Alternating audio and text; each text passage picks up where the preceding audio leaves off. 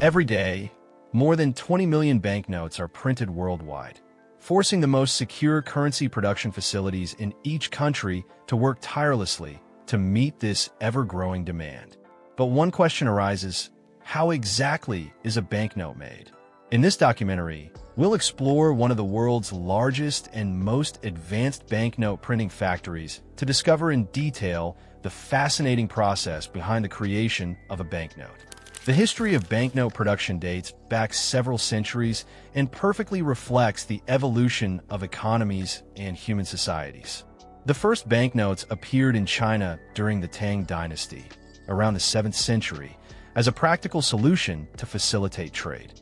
At that time, merchants, rather than carrying heavy quantities of metal coins, began using paper notes representing a certain value. This innovative system lightened commercial transactions and encouraged long-distance trade. Under the Song Dynasty, in the 11th century, the Chinese government went even further. It issued the first official banknotes, guaranteed by the state's gold and silver reserves, thereby strengthening public confidence in this new medium of exchange. Gradually, this revolutionary idea spread, first across Asia and eventually to Europe. By the 17th century, European banks had begun issuing their own notes as promises of payment, exchangeable for precious metals such as gold or silver. As economies developed, the production of banknotes became increasingly sophisticated. In the 18th century, the emergence of more advanced printing techniques, such as lithography and intaglio engraving, made it possible to design banknotes that were not only more artistic and complex, but also more difficult to counterfeit. This was when the first security features, such as watermarks and special inks, were introduced to deter forgery. Then, in the 20th century, banknote manufacturing became fully industrialized. Automated machines and quality control processes were introduced, improving precision, speed, and security. Over time, several countries adopted polymer banknotes, a plastic material much more resistant and durable than traditional paper. Today, banknotes incorporate a multitude of cutting-edge security features: holograms, thermochromic inks, magnetic threads, microprinting, and UV-reactive designs. All of this reflects the central bank's ongoing commitment to protecting currency against counterfeiting. Today, the banknote remains an essential symbol of the global economy. And although digital transactions are becoming increasingly common, its history remains crucial to understanding our relationship with money and how we manage financial exchanges. But then, how does the actual process of making a banknote unfold? The process begins with the design phase.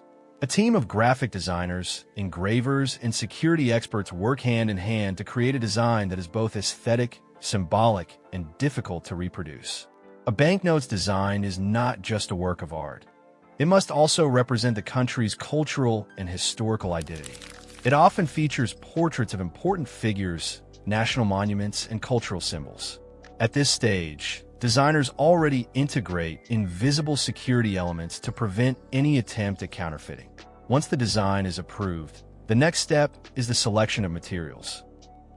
Banknotes are printed on a special paper made from a blend of cotton and linen, or on polymer. This specific material is chosen for its strength, unique texture, and durability. Banknote paper is no ordinary paper. It's engineered to resist wear, humidity, and thousands of daily handlings. During the paper's production, several security features are already embedded. Watermarks, images visible when held to the light, security threads inserted into the paper, and sometimes microscopic colored fibers visible under UV light. Security threads are essential components, often metallic or magnetic. They are woven into the paper and become visible when the note is held up to the light. These threads sometimes contain microtext or markings indicating the note's value. Their magnetic composition also allows them to be detected by specialized machines. Watermarks, meanwhile, are created directly during paper manufacturing, using molds that vary the thickness of the material. They form patterns, often faces or symbols, visible only by transparency, making them extremely difficult to reproduce. Because they're integrated into the paper rather than printed, they remain one of the most effective security features. Another layer of security involves applying a thin metallic foil to the paper using heat and pressure. This adds a characteristic shine and enhances the note's durability. Next comes the most impressive stage, the printing itself. It unfolds in several successive phases, each using precise techniques to apply colors, designs, and text. It starts with the background print, which contains the base colors and security patterns. Then comes the intaglio printing, a relief technique using engraved steel or copper plates. Intaglio printing is extremely precise. It reproduces fine details and gives the note the distinctive raised texture that can be felt by touch. Each color is applied separately using a process called offset transfer. The design is transferred from the plate to a rubber cylinder, and then from the cylinder to the paper. This process is repeated several times to achieve the rich tones and nuances characteristic of modern banknotes. The inks used are also highly specialized. Some change color depending on the viewing angle, others are only visible under ultraviolet light, and some react to heat. Optically variable inks create dynamic visual effects that shift with the light, while thermosensitive inks disappear or change color when heated. These technologies contribute to both the beauty and the security of the banknote. Holograms are another essential element, especially on high-value notes. They incorporate moving images or depth effects that vary with the viewing angle. Due to their technical complexity, holograms are nearly impossible to counterfeit. Once all the printing stages are complete, each note receives a unique serial number, printed at high speed by automated machines. These numbers, composed of letters and digits, indicate, among other things, the place and date of printing, enabling every banknote to be tracked within the monetary system. Then comes an extremely rigorous quality control phase.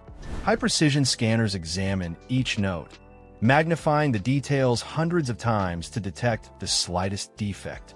Any note showing even a minor flaw is immediately removed from the batch. Next, microprinting is applied, a process that inserts tiny text within the banknote's designs, often around symbols or portraits. These inscriptions, barely visible to the naked eye, require ultra-fine printing techniques and form another highly effective barrier against forgery. Once printing is complete, the sheets of banknotes move on to the finishing stage. They are carefully cut to exact size and treated to enhance durability, notably through lamination, which protects them from humidity and wear. Then, the notes are counted, sorted, and classified according to denomination. High-precision automatic machines handle this stage, ensuring that no note is misprinted or misaligned. The notes are then bundled into packs of 100 or 1,000 units, sealed with security bands and labeled.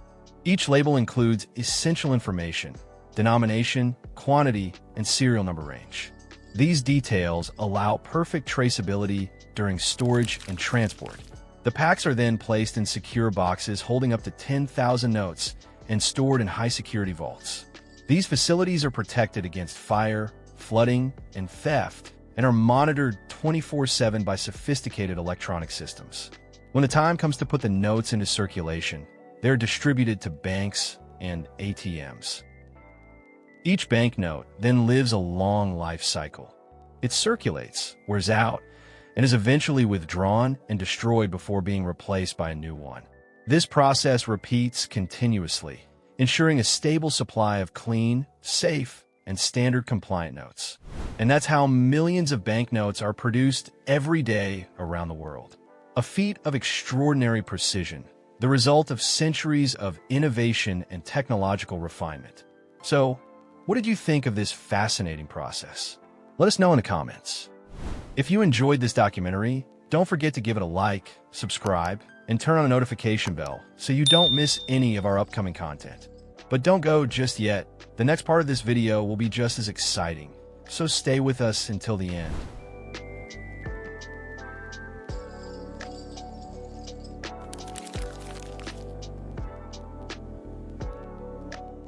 Every day, more than 100,000 tons of glass are produced worldwide. In France alone, annual production reaches several 100,000 tons, and in Brazil, it is estimated at around 1.5 million tons. To meet this immense demand, thousands of tons of sand must be processed daily. This seemingly ordinary resource actually turns out to be the basis of a material essential to our daily lives. But have you ever wondered how this fine dust becomes one of the most widely used solid materials in the world? In this video, we'll take a closer look at how glass is made from melting silica sand. Stay with me until the end to discover this fascinating process, the result of thousands of years of expertise and innovation. The modern world simply could not exist without glass. This extraordinary engineering invention is present absolutely everywhere around us. It's found in buildings, cars, smartphones, eyeglasses, flat screens, and even the solar panels that power some of our renewable energy. At first glance, glass may seem fragile, but it's actually capable of amazing strength. When tempered or reinforced, it can withstand extreme temperatures, high pressures, and even violent impacts. Thanks to its strength and versatility, glass has become an essential material in construction, industry, and science. Its discovery is believed to date back to antiquity, when ancient people accidentally heated silica-rich sand with wood ash containing sodium carbonate. Upon cooling, this combination created a glassy material, the precursor to the glass we know today. Legends even tell of Phoenician traders lighting a fire on a beach and discovering, the next day, this translucent material that shone in the sun. The oldest glass objects date back to ancient Egypt and Mesopotamia around 3000 BC. These were small pieces like beads, amulets, or containers, often opaque and colored thanks to the addition of minerals. In Egypt, glass was used to imitate precious stones and adorn jewelry and religious objects. A few centuries later, around 50 BC, the Romans invented the technique of glass blowing, which revolutionized production. Using a simple hollow tube, they were able to quickly create amphorae, bottles, bowls, and glass panes. This discovery democratized the use of glass, which ceased to be a luxury reserved for the elite and spread throughout the empire. In the Middle Ages, glass experienced another boom with the appearance of stained glass windows in cathedrals. These immense colored compositions, made from metallic oxide, made it possible to depict biblical scenes while still letting in light. Later, in Venice, master glassmakers from the island of Murano perfected unique techniques, such as artificial rock crystal and filigree, resulting in pieces of unparalleled finesse. With the Industrial Revolution, new furnaces and modern machinery enabled large-scale production. Flat glass panes for windows and mirrors appeared. However, the process remained expensive and complicated. Glass plates were cast onto metal surfaces and then extensively polished and sanded to achieve a smooth surface. This made manufacturing slow, inefficient, and very expensive. A decisive turning point came in 1952 when British engineer Sir Alastair Pilkington invented the float glass method. This innovation consisted of floating molten glass on a bath of liquid tin, ensuring a perfectly flat and even surface. Thanks to this process, it finally became possible to produce transparent, smooth, and uniform panes continuously, in large quantities, and at a lower cost. Even today, more than 90% of flat glass is manufactured using this method. The basic raw materials used to make glass are silica sand, sodium carbonate, and limestone. Recycled pieces of glass, called calcanes, are often added to accelerate melting and reduce energy consumption while limiting environmental impact. This mixture of raw materials is called battle. Silica sand, which makes up about 60% of the composition, is extracted from quartz-rich deposits such as dunes, riverbeds, or sedimentary rocks. Once collected, it is washed, sieved, and freed from impurities to obtain a pure and homogeneous material. Large glass factories can receive up to 5,000 tons of silica sand per week. The raw materials are stored in huge silos, then carefully measured and mixed before entering the furnace. Each component plays a specific role. Sodium carbonate lowers the melting temperature, while limestone improves the strength of the glass. Recycled glass shards, which melt faster, optimize the furnace's efficiency. Other additives, such as iron, copper, or cobalt oxides, provide distinctive shades of green, blue, brown, or even black.